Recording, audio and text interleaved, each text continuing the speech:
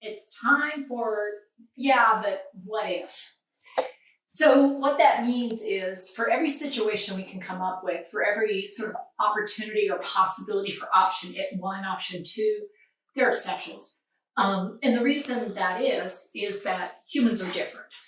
So the first one that we saw recently, we just did a video about putting kitty litter in a trash can for a guy who would refuse to use a handheld urinal. Yeah. So it's not stable. And then somebody asked, what about if it was a woman? What about if it's a woman? One of the things I've often done actually for women who are like farm women, like when I was younger, and I'm in my 60s, some of the women that I would meet didn't wear underwear. And they didn't wear underwear and they wore dresses because they worked often out in fields areas where men were around. And so what they would do is squat when they were younger, when they were out and working, and then just simply drip dry. That's what they did.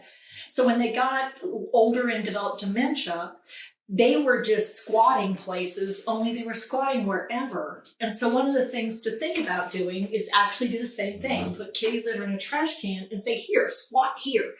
Because here I can squat, and so you can do the same kind of thing. What you can do is put a small table or a chair in front so that I have something to hold on to. So you can use something fairly simple, like if you're at home, you could use something like this, because I can lean on this and I'm not taking really hardly any weight on my feet.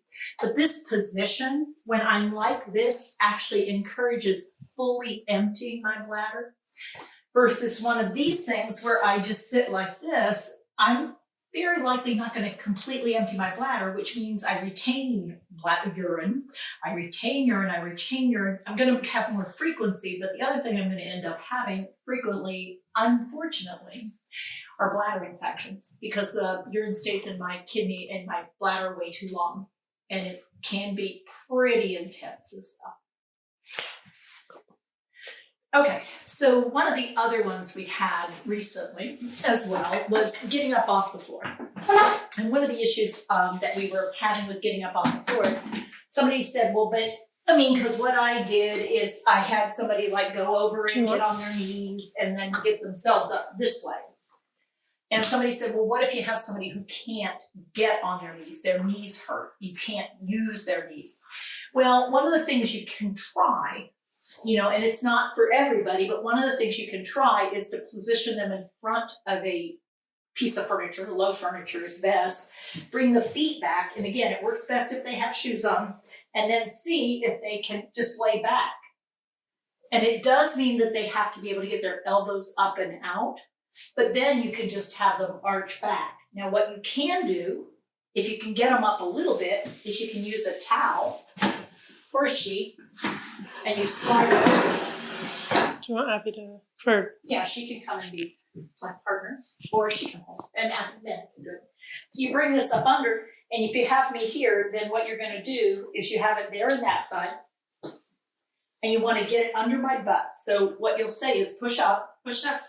So like that much, and now you can bring it together, and if you squat to the side, and you want to be up so that you're really using all thighs, and you'll say on 3. 1, 2. And you're gonna tell me to lean back.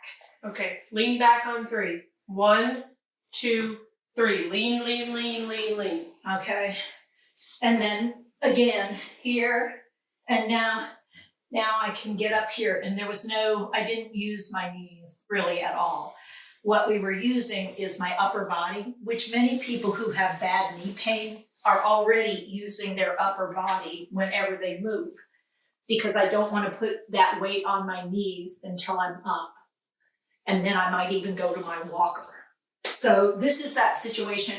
Amanda's safer doing that, because when she does that, she's in a good position, because she's using her thighs and not using her back. Yeah, there's a big difference between here and trying to lift you up like this. And then me grabbing because I'm panicky. So the idea is really, I'm not doing much at all. She's doing some, I'm doing some, but it's actually just using this idea of a fulcrum.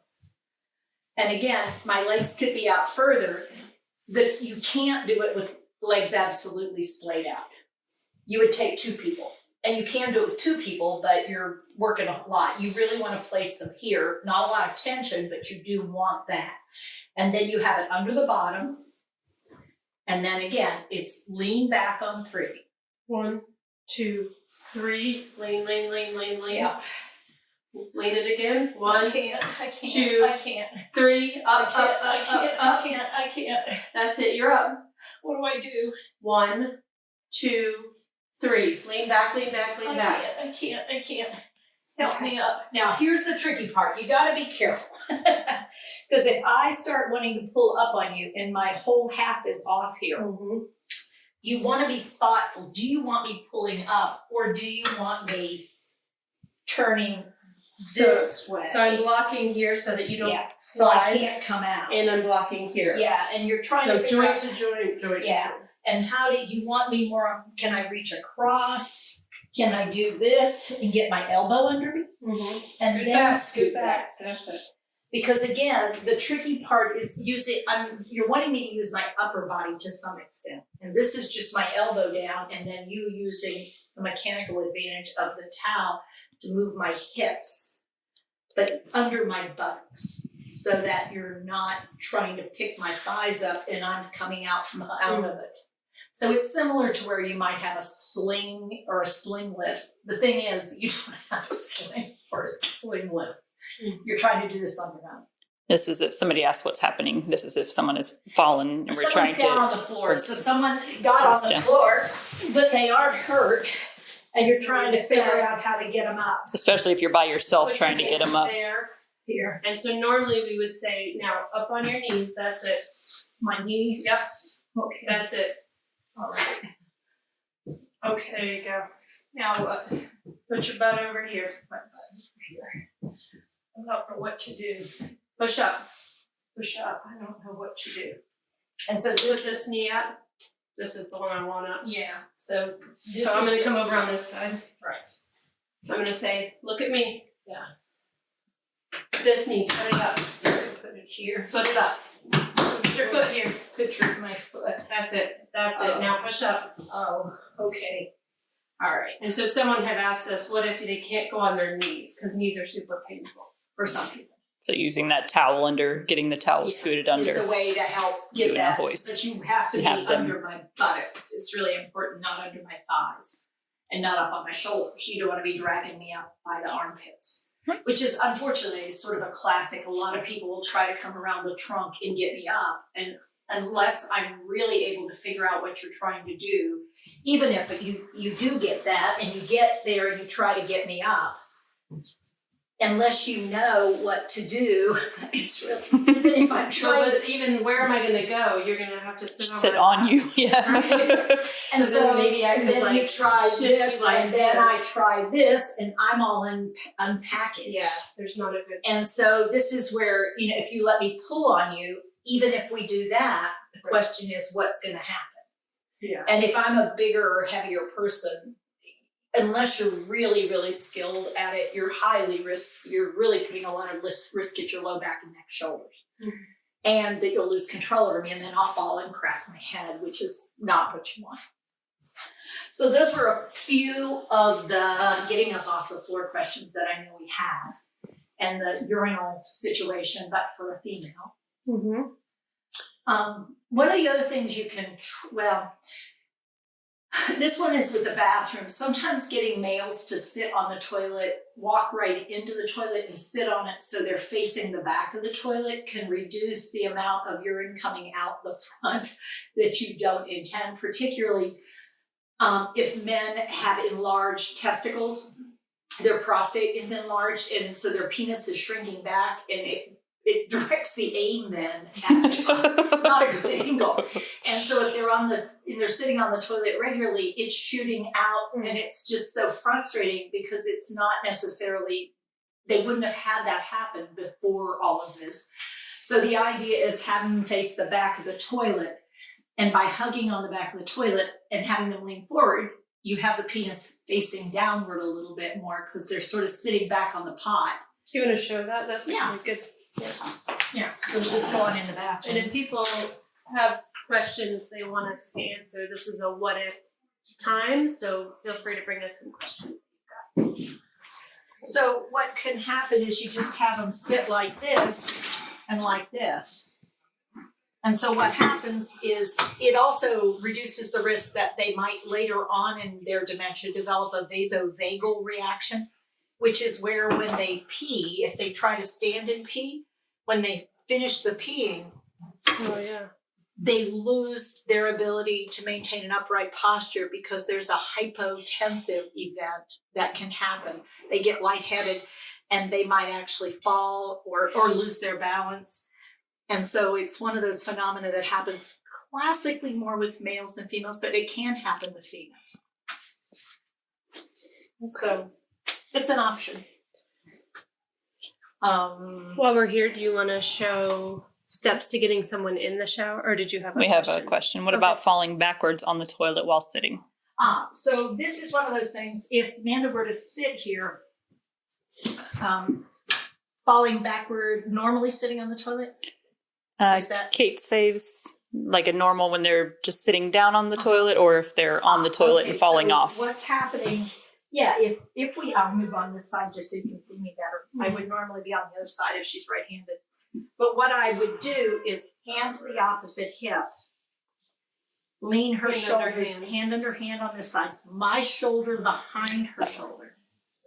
Here, here, here, and sit. And then what we don't have is we really don't have that thing of losing balance backward when you're going to sit on the toilet. Yeah. Can you show what normally where that? Yeah, so what can happen classically is if I try to help you sit and I'm trying to help you sit down, sit down, sit. Oh, Lord. That's sort of what happens. She was actually talking about if the... What? I didn't say anything. It's all fine. If she said that's good information too, but she's also talking about if the man is sitting on facing the toilet backwards, if they fall backwards, like what do you want to be thoughtful about to make sure that doesn't happen? It's a great question. Yeah. So if somebody's sitting forward and peeing, what I might do is just keep my hand here.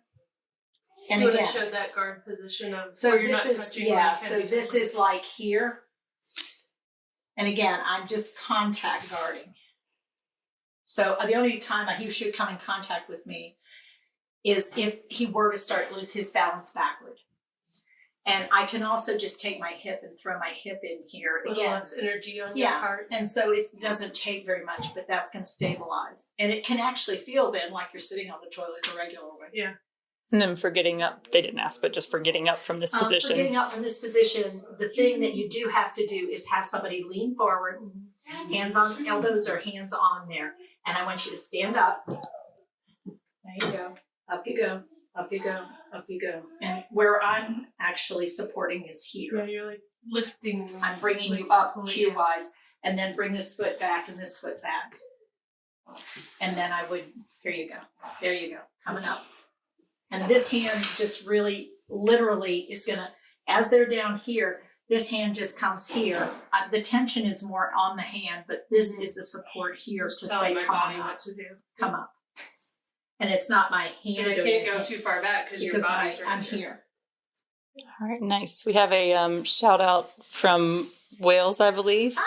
Hey guys. Somebody has watched and learned about the dementia training and Bluebird's care in Cardiff, taught by Helen. Hey, Helen. We love Helen. Keep doing good work over there. This is Neve or Neve Campbell who said that. Thanks. Yeah, Helen is one of our pack people. She's awesome. A mentor, yeah. Yeah, she's a mentor. Yeah. Mm-hmm. If we have somebody who has a hard time having bowel movement, the other thing you can do is put a stool under the feet, because this actually stretches the opening, the anus, the opening where your bottom is, where the poop comes out. And by doing this kind of stretch, frequently people can get better mechanical advantage and can start moving their bowels a little bit easier. And by having it here, you're not going to lean too far forward, but I am creating a greater angle. Can they have a bowel movement sitting backwards? You want to have it, if you have an elongated toilet. Manda does not have an elongated toilet. She has a typical round or oval toilet. There are newer toilets. Some of the better quality toilets that are newer will come out and have an elongated seat. That can help both ways. It can help for males sitting forward if they don't have the problem with the prostate. And you just want the angle better controlled. It gives them more distance. For people leaning backwards on this kind of toilet, the problem would be it's possible, but you can't get the mechanical advantage you can sitting forward. You can do it. Got it. So. All right. Not toilet related question. Yeah. We do other questions too. We do, yes. This one, she says she's new to dementia with her mother-in-law recently diagnosed. How do we help with extreme sadness? Yeah, well, let's not do it in the bathroom. Mandate all activities to the bathroom, henceforth. Yeah. So one of the things to really recognize is that your mother-in-law is really probably experiencing this sense of, oh no, does she have other life experiences with people who've had dementia, like a mom or grandma or somebody that she knew that developed dementia? Because how you lived with dementia 25, 30 years ago was pretty bad. I mean, the problem was we didn't understand the disease hardly at all. And so people were really over-medicated, or there were lots of challenges, and a lot of the experiences many of us had were really bad experiences, and thinking that that's what I have. Oh no. And also there is a reality that many medical providers are not skilled in how to transition from, we think what you have is probably some form of brain change that's probably going to be progressive. And as far as we know, we don't have a way to fix it. However, what we do have are lots of things you and your daughter-in-law could do. Or I don't remember what his daughter-in-law. Mother-in-law. That you and your daughter-in-law and son can do that can make this doable. But it is going to change things, and that's really hard. How are you doing with the idea that we at least know what's happening for you? Are you feeling here? Are you sort of here? Or are you really here? So asking the mother-in-law how are you doing? How are you feeling about this? Are you like really okay? At least you know what it is. It's, well, I know what it is and it's awful. Or is it, I don't know if I want to keep going. Mm-hmm. Because I want to know where she is. I need to know where she is. This is really hard. I mean, I hate it for you. It's going to be really hard. However, it doesn't have to be miserable. So I want us to find some support, Mom. I want us to find some place where you can talk to people about what you're experiencing. I want you to get some peer support, and I need to get some support too. And if you go on our website, the Teep Us Know website, we have a care partner support series that is specifically designed for families, especially newer families coming into this, but also people who've been handling it for a while, that will help you kind of build a community of people who also understand what you're going through from that first person point of view. So mother-in-law really does need probably a peer support. And we have people living with dementia who are willing to mentor, partner. We have resources also for people living with. It's important. And if it's one of those moments where the intensity is pretty high, well, it's okay, Mom. It's okay. No, it's not. The worst thing you can say is it's okay. It's not okay. Saying that this has got to be really hard and I hate it for you is a much more beneficial thing to say. This is really hard. I hate it for you. I hate it for us. Tell me more about it. Mm-hmm. Can we talk more about it? Is there anything you're enjoying, or is everything just awful right now? Well, I didn't even know it was that bad until he said it, which says it was getting the diagnosis that took me down. It was finding out what I have. Whereas some people, when they find out, at least I know what it is. I mean, I thought I was going crazy. I thought I was nuts. And sometimes for some people, actually getting the diagnosis is somewhat a relief, because it's like, at least I know what the heck is happening to me. I just couldn't understand why I couldn't do things I've always been able to do. And so having it identified, and again, using the word dementia when it's a really triggering word I don't find helpful. You're living with a lot of changes. You're having some problems thinking. It's difficult. And sometimes when you think you know something, you don't know whether it's actually true or not. That's really hard. Some of the common ones that we hear people say that they think are helpful, which we find to be really not helpful, are. And people living with dementia tell us they're not very helpful as well. It's not. So the first one is it's okay. No, it's not okay. The other one that we hear a lot is, well, you look like you don't. I mean, you look fine. Everything looks like. I mean, you. So what is a person living with dementia supposed to look like? I mean, like they are supposed. It's an invisible condition, so you don't look like you have dementia. You live with dementia. You know, it's like you look like you don't know how to take care of your hair anymore, maybe, or you look like you didn't take a shower, or you look like you're disheveled. That's a very different phenomenon than having dementia and managing your life with dementia. It's challenging, but it's a very different phenomenon. I said, thank you. This really helps. They can ask her more questions. It will be lots of new learning. Great. Nice. Cool. One of our other favorite ones is, I forget things a lot too. Not like I do. I mean, there's nothing more demoralizing than to have somebody To finally tell bare your you soul and say, I think I have dementia. Oh yeah, well, I forget. I was like, I thought I'd throw some of those in there because we get that sort of response from a lot of our core team that say that's... you're doing great. It's like, you know how much work it is to look like I'm doing great. It's exhausting. I mean, and those are exactly the words from 3 of the people living with dementia that I just this last week spent time with. And he said, it is exhausting to try to look like somebody who doesn't have dementia.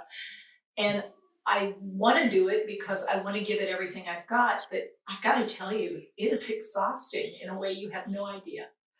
Unless you're the mother of twins that are only 3 months old and they still aren't sleeping through the night. And you're breastfeeding. Maybe then you would know how exhausting it is. But your brain and my brain are probably very similar at that moment, Kathy, I want to give a shout out to Kathy and her sister. Oh, yeah. They did such a cool video. Kathy, yay, you did this one where you guys used humor in the bathroom where your sister pops in when you need help with shaving pits and cleaning pits and stuff. And she goes something like, you're under arrest, and you throw your arms up. That's the Kathy Project. That's the Kathy. Kathy is phenomenal. If you guys have never seen Kathy's work, I strongly encourage you to go check it out. She is really terrific. And so is her amazing sister. And the team that they are is pretty remarkable. Mm-hmm. They are a huge positive force in the world. And they're called living with challenges. The Kathy Project with a K. Yeah, Kathy with a K. Okay. Yeah, and that one on getting clean and using humor and recognizing spread them, which is how when somebody's down like this, hands up, spread them. That's how you get to the private parts. And yet they use humor with it because it is sort of like, how yucky is that? But getting through it is what we have to figure out. So somebody had asked about, what are the must-haves in your bathroom setup? So I thought, if you could do a scan of this. If this is my bathroom counter. Or something like that. In my bathroom counter. Yeah, what's the challenge, though, if I'm having trouble sequencing or doing something else? So... What am I supposed to do with this? Oh, vitamins. Wonder what that is. I must have brought that from somewhere else. Oh, my coffee cup from 3 days ago. Oh, yeah. So Kleenex? Yeah. Thinking about the purpose of the space and how well I'm accommodating to this or adapting to the space is really helpful. Going through it, putting on binoculars and walking through the bathroom to see what actually does make sense. What do I see are things in the places where I need them. Having some ready-made tubs with lots of cloths in them. Something that Tifa mentioned on one of the other, some Vapo Rub in case things go south for a quick swipe under your nose. And then slightly longer cloths, hand towels, so that you can have something that you can wipe your hands as you're supporting or working in a bathroom. Right. Yeah, and then maybe like a floor mat in front of the toilet that's a different color, so it specifies the space to be in, those kinds of things, thinking about color cues and things like that. And Tifa mentioned it before, but if your toilet doesn't have space set up on the dominant side, thinking about how you can rearrange things just enough so that you have either something out of the way so that you can be here on the dominant side of the person next to the toilet, because being on the non-dominant side in a very intense situation is not ideal. Yeah. So, I mean, if we go back to Amanda's bathroom, hers is a perfect example of something that's not set up for somebody living with dementia. Hence all the books falling on the floor. Yeah, so, and the thing right behind the thing at head level. We've got, I mean, unfortunately, they place the toilet paper holder right here, and so what we're talking about is take it off and figure out, do you want to put it on this wall? Do you want to put it back here? Where are you going to put the toilet paper holder so that you can get into this space if need be, if you're needing to provide more support? The other thing is to look at the height of the toilet. If you look at where my knee is, I can sit, but I'm sort of the tallest person that should sit on this toilet. Yeah. She ain't that tall. So Amanda is got a relatively long torso, I think. No, I have a short torso. So this is not a comfortable seat. So for her to get up off that toilet is going to be a lot of work for she and I both. But those support things are not exactly They're not most great. So stable. a higher seat is what you're looking for, and they're high-rise toilets. For men, you may even want the extra height. And if you're going to be here for a while, I think they're typically around $150 to $200. It may be worth replacing the toilet, because the problem is if somebody gets to where they need more assistance, and if I put her hands on my hips, this bathroom is so small, I don't really have a lot of space to be. It would take a lot for me to come up above 9. Yeah, I mean, her knees are still bent a good bit, and so she's having to bring her weight up. So what I could try is get it real low, and I'm going to bring it around to the front and have her put her hands on my hips, and I'm going to bring her up here. Much easier. So this is going to give her the support, but it has to be in close and tight. I'm not somebody to use gate belts because they have to be fastened on somebody and unfastened. They come up so high. And they ride up. This wide towel that I have is going to stay, and it's also got terry, so it's also going to stay there. Again, noticing that as I do this, I've got those knees controlled. And notice my back. There's none of this. Mm-hmm. I've got to stay back so she has room to come up. And even when she's up all the way, notice how far back my upper body is from her. It's this teeter-totter phenomena. And then I can switch to the side. Mm-hmm. One more bathroom-related question. Someone's father has started defecating on the floor and gets really angry when they try to help him go somewhere else or interrupt him or try to move him. So one of the things you're seeing is he's not getting down to go. I'm assuming he's just standing and going when he's walking, or just standing. Is he moving when he poops, or is he standing still when he poops? Does he seem to bear down, or it's just coming out? All right. So Kaylee, if you want to give us a little more information, we'll work on that one for you. There's two different situations. Right. One is more neurological. The other one is just not being able to get organized. What about armrests for the toilet? You can get what you'll find is you'll have these ones that come out to the side. The problem with them is they block somebody else's ability to help. So if the person is able to push up on the armrest, what you want to get ones that have a variable height. Because as the person changes over time, you may need to drop the armrest down lower. Because what will happen, they'll need them down here so that the push-up can come from here. Early on, you can have them here because they're just more for stability as they rise. But as they're starting to use their arms more to help themselves come up, which is a pretty common event, 1, 2.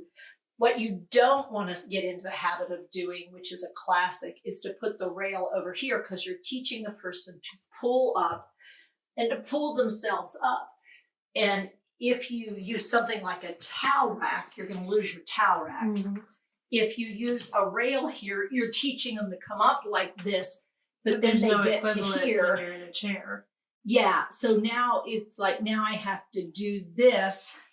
And this is where potentially while I'm because you're leaning, you haven't brought your center of gravity forward. I've not really got my center of gravity forward and so to support the center. Close, I'm unstable again, and that risk of going forward or back is pretty high.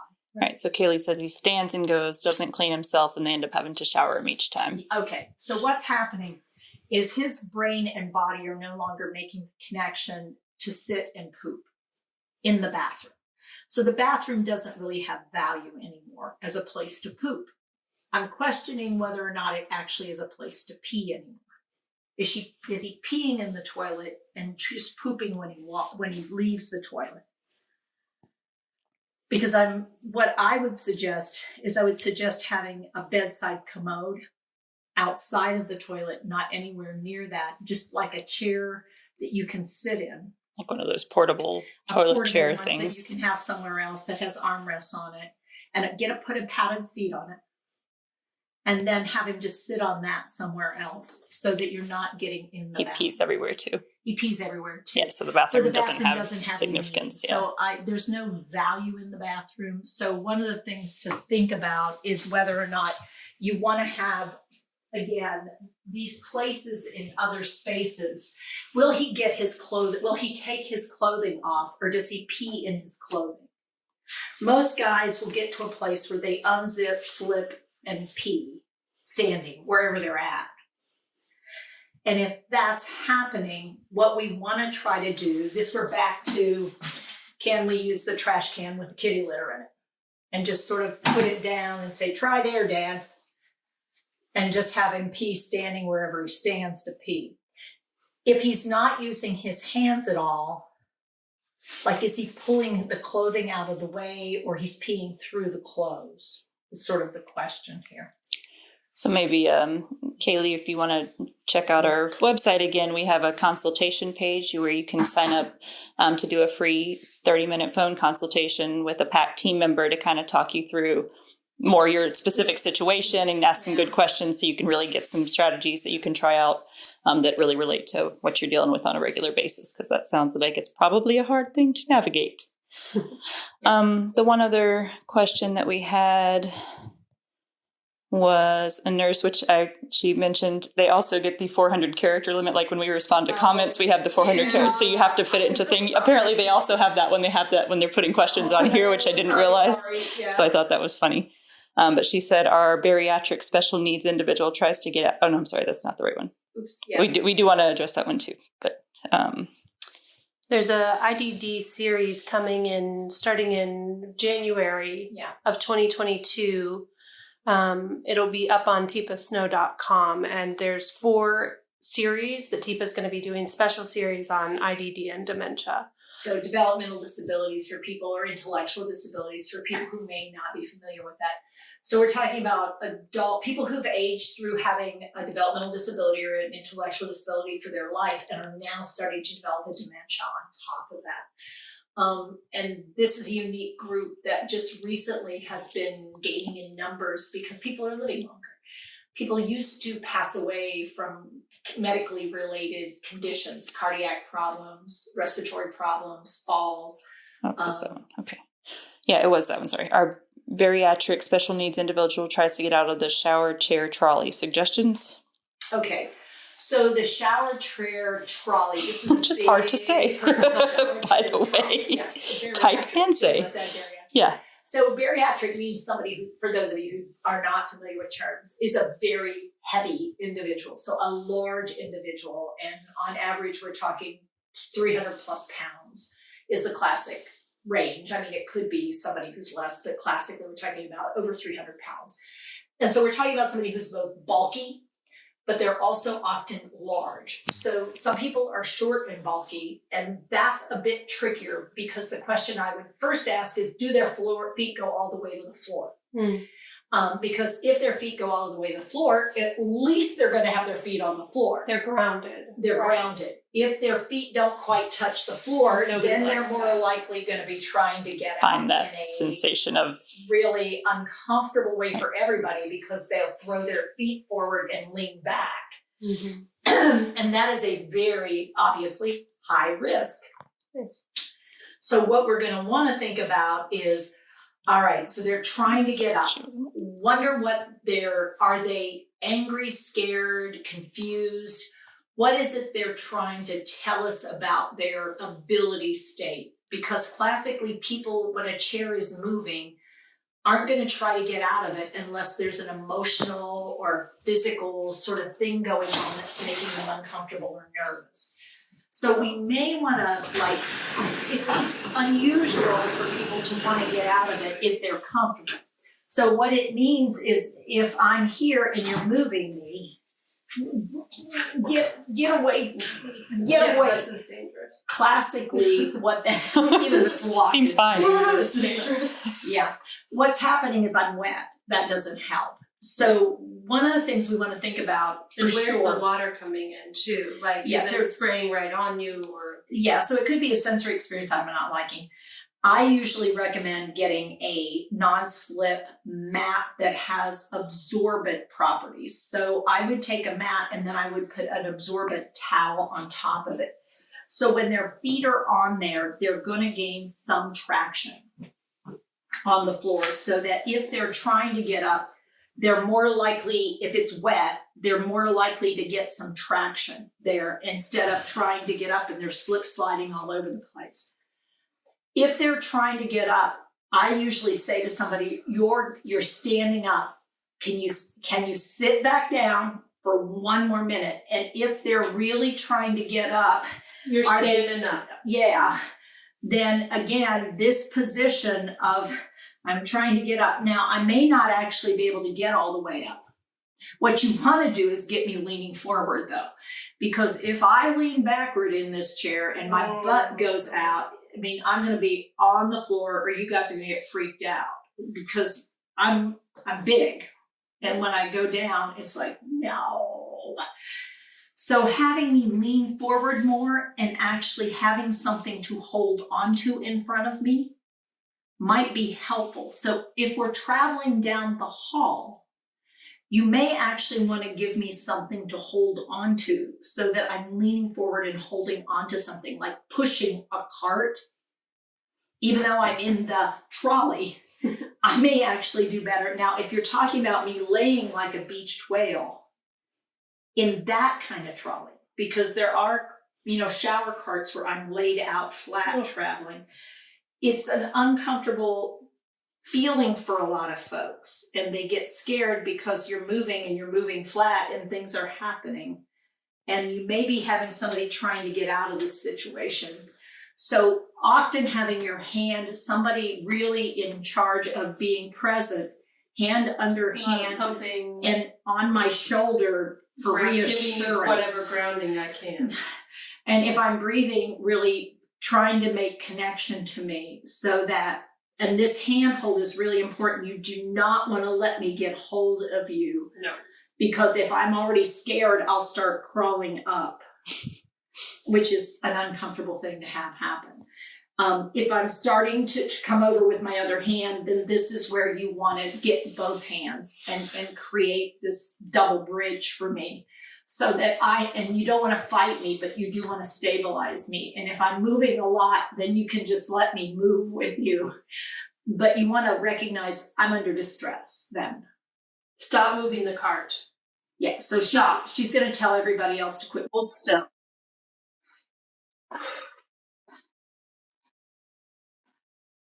And then you might try marching with me. Or two. One, two. Because then you've got a cadence that I can pick up on, and when the movement happens, I know. Move on. Okay. 1, 2, 3. Here we go. Okay. And I get the idea that we're moving forward, but it's got a rhythm to it, rather than things are happening and I have no idea what it is, and I can't understand it, and I'm panicking. And a big person panic is really not a good thing. All right, so we are at time, but we do have a few other good questions. We have with Wings Angel, that user has a variety of a situation that they're kind of talking about and wanting some support with. Again, our website, www.tipasnow.com, under the... you can go to our profile and find it there. Our profile has the link to it. There's a consultation page where you can give your information, choose a time, and do a free 30-minute phone consultation. Or you can just get the information in there all in one little typing, and you can say, "Oh, I'd like Tipa to do this on the next TikTok Live," which is fine too. Yep.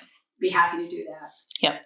So thank you for everybody also, we who's... saw Be Like Consulting jump on. We used her video in training today, so thanks for that. It was common mistakes with engagement. So. And we follow, somebody was asking where they would find the Kathy Project. We follow both Be Like Consulting and the Kathy Project on our list of things that we follow. So if you wanted to go to our profile and check that out, you can find them there. And pretty soon we're putting all of these go lives on YouTube, so it's going to be available on Tipa's YouTube channel. So check that out too. Yep. Thanks everybody for hanging out, asking great questions. Hope we didn't spend too much time in the bathroom. Everybody should spend some time there every day. Not too much time on the floor, but it's good. She said thank you. Be Like Consulting. So take care, everybody, and we will see you again soon. All right. Hi, I'm Tipa Snow, and you just found our YouTube channel and watched one of our videos. I'm the owner and founder of Positive Approach to Care. Thanks for watching. And if you liked, if you have a comment about, or you would, please share it with people you know. Oh, and if you haven't yet done it, consider subscribing. We'll let you know when the next new video comes out. And you might want to visit our website, www.tipasnow.com, where you'll find other resources as well. See you there.